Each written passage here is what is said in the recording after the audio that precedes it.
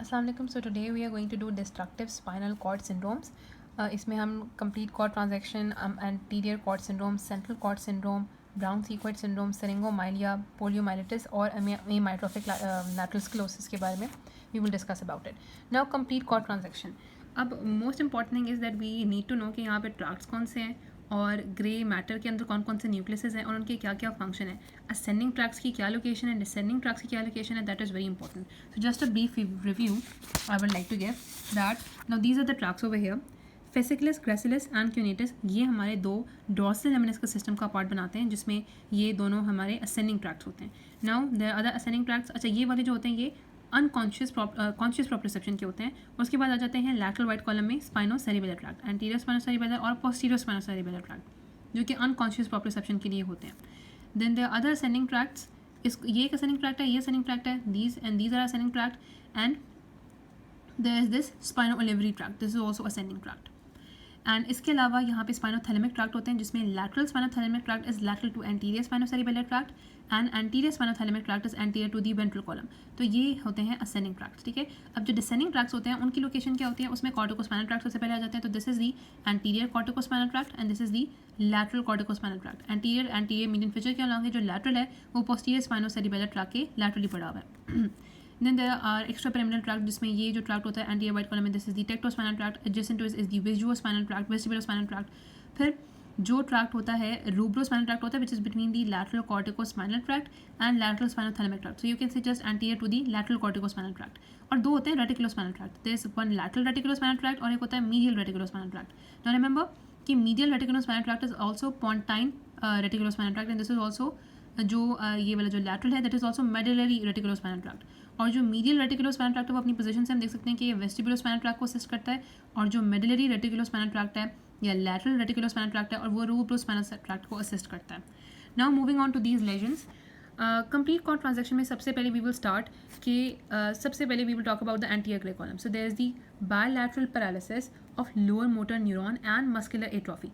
ये anterior grey column की वजह से. This is the first thing. Second thing we will talk about कि यहाँ पे स्पास्टिक पैरालिसिस हो जाती है क्योंकि ऑब्वियसली मसल को कोई सप्लाई नहीं जा रही. इसके अलावा बेबिंस्की साइन भी प्रेजेंट होगा. क्रेमास्टेरिक रिफ्लेक्स और सुपरफिशियल एब्डोमिनल रिफ्लेक्स एब्सेंट होंगे. ये सेकंड बात होगी. एक बात क्या थी कि यहाँ पे bilateral lower motor neuron paralysis and muscular atrophy and second वो स्पास्टिक पैरालिसिस और ये जो हमारे रिफ्लेक्सेस थे वो लॉस हो गया. Then the other thing is कि सारी तरह की सेंसेशन लॉस हो जाएगी. यहाँ से जो tactile discrimination, vibratory sense position सब की जा रही थी वो लॉस होगी. यहाँ से एंटीरियरली जो पेन टच, क्रूड टच की थी वो लॉस हो गई. लैटरली यहाँ पे जो यहाँ पे पेन और टेम्परेचर की थी वो लॉस हो जाएगी. तो all type of sense will be loss. And another thing कि डिसेंडिंग ऑटोनोमिक फाइबर्स जो आ रहे थे जो कि हाइपोथैलेमस से एक ऑटोनोमिक कंट्रोल लेके आ रहे होते हैं वो भी यहाँ पे प्रेजेंट नहीं है. तो ब्लैडर और बाउल फंक्शन का कंट्रोल भी हमारे कंट्रोल में नहीं रहेगा. So that was complete cord transection. Now anterior cord syndrome में जस्ट नीड टू नो कि यहाँ पे इसका किस लेवल तक लेजन हो रहा है. अब भी इसको आइडेंटिफाई करने के लिए हम यहाँ ये निशानी रख सकते हैं कि सेंट्रल केनाल के भी सेंट्रली उसके एंटीरियरली ये सिंड्रोम होता है.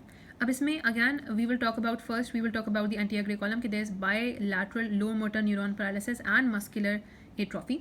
Then there is spastic paralysis. But spastic paralysis depend करता है कि कितना रीजन इन्वॉल्व है. एंटीरियर कॉर्नर में ये भी हो सकता है कि इससे रीजन इन्वॉल्व हो, ये भी हो सकता है कि कम हो. तो इट डिपेंड्स कि कितना रीजन इन्वॉल्व है.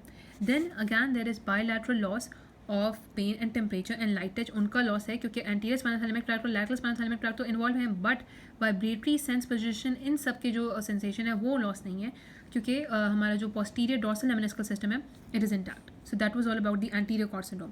अच्छा, the reason for this is can be bullet injuries and the stab wounds और बाय एक्सपैंडिंग ट्यूमर. और यहाँ के भी रीजन ऑलमोस्ट यही है बट एक और इसमें ये हो सकेगा क्योंकि एंटीरियर कॉर्ड सिंड्रोम है तो अगर एंटीरियर स्पाइनल आर्टरी में कोई इंजर आता है तो फिर यहाँ पे एंटीरियर कॉर्ड सिंड्रोम के चांसेस बढ़ जाते हैं. Now central cord syndrome. अब सेंट्रल कॉर्ड सिंड्रोम यूजुअली इसकी जो वजह होती है वो ये होती है कि जब बहुत ज़्यादा हाइपर एक्सटेंशन हो जाए सर्वाइकल सेगमेंट्स की. तो जब सर्वाइकल सेगमेंट्स की बहुत ज़्यादा हम अगर हाइपर एक्सटेंशन करते हैं ना तो आगे से वर्टेब्रास की जो बॉडीज़ होती हैं उनका प्रेशर होता है और पीछे से लिगामेंटम फ्लेवा का प्रेशर होता है तो उसके बीच में ये कंप्रेस हो जाता है सेंट्रल कॉर्ड सिंड्रोम. अब सेंट्रल कॉर्ड सिंड्रोम में क्या चीज़ें होंगी. अगैन सबसे पहले तो हमें पता है कि यहाँ पे भी एंटीरियर ग्रे कॉलम इन्वॉल्व है तो यहाँ पे bilateral lower motor neuron paralysis with muscular atrophy होगी. द नेक्स्ट थिंग इज कि अब हम स्पास्टिक पैरालिसिस की बात करते हैं बट यहाँ पे वन थिंग इज़ कि lamination is very important. Lamination क्या होता है. लैमिनेशन मीन्स कि फाइबर्स की अरेंजमेंट जो है वो किस तरीके से.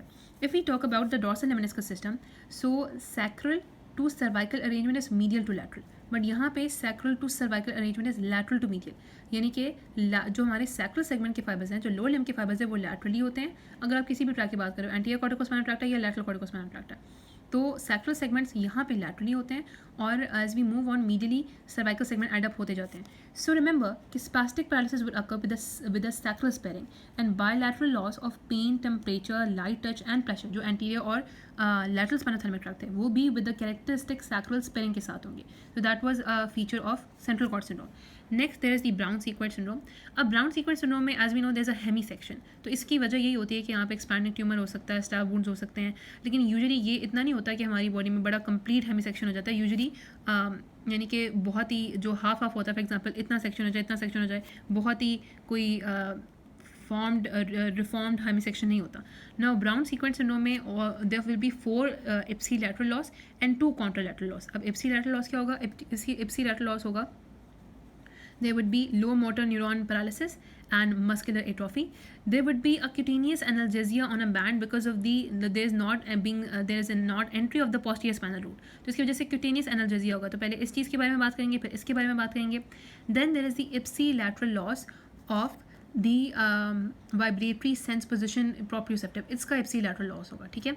And then there will be ipsilateral loss of ipsilateral spastic paralysis होगा. इप्सिलैटरल ही यहाँ पे बेबिंस्की साइन प्रेजेंट होगा और इप्सिलैटरल क्रेमास्टेटिक रिफ्लेक्स और सुपरफिशियल एब्डोमिनल रिफ्लेक्स एब्सेंट होगी.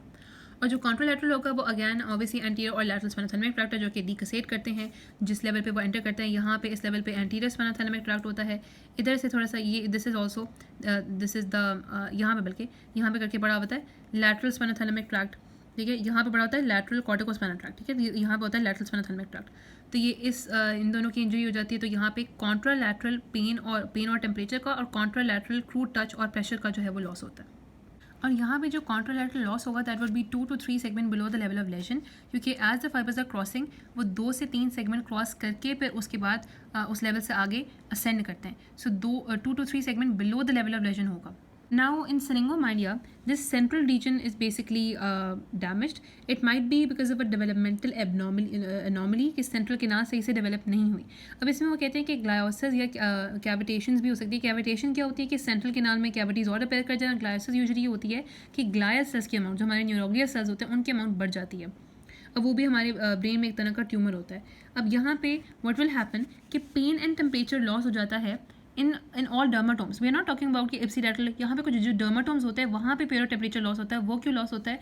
बिकॉज वी नो कि पेन और टेम्परेचर के pathway is the lateral spinal thalamic tract. अब लैटरल स्पाइनल थैलेमिक ट्रैक्ट जब यहाँ से यहाँ डॉर्सल रूट गैंग्लियन था, यहाँ से फाइबर आया, सब्सटेंशियल जेलचिनोजा में किया, जब यहाँ से आगे फिर उसके बाद असेंड करना होता है, ठीक है. तो उस वक्त यहाँ पे एंटीरियर कमिश्चर के थ्रू असेंड होता है.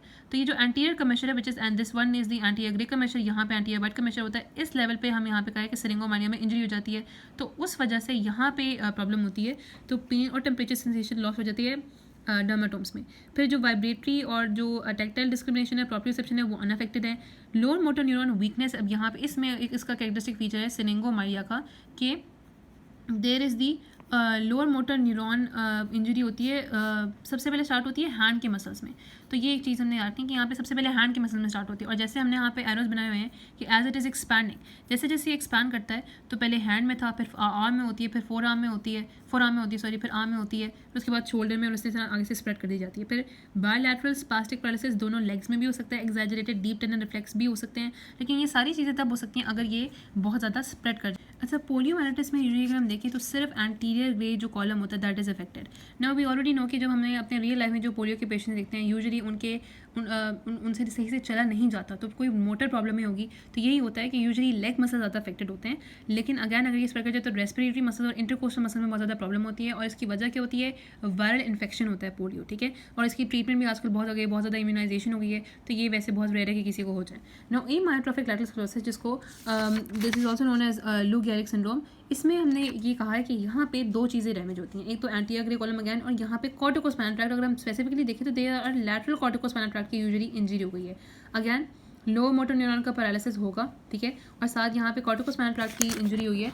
तो यहाँ पे यूजुअली वो कहते हैं कि कुछ अपर मोटर न्यूरॉन के प्रॉब्लम्स होते हैं, कुछ लोअर मोटर न्यूरॉन के लेजन्स होते हैं। अपर मोटर न्यूरॉन के लेजन्स में यहाँ पे स्पास्टिसिटी होती है और पैरासिस होती है, और लोअर मोटर न्यूरॉन में भी पैरासिस हो सकता है, और there is also fasciculations and muscular atrophy.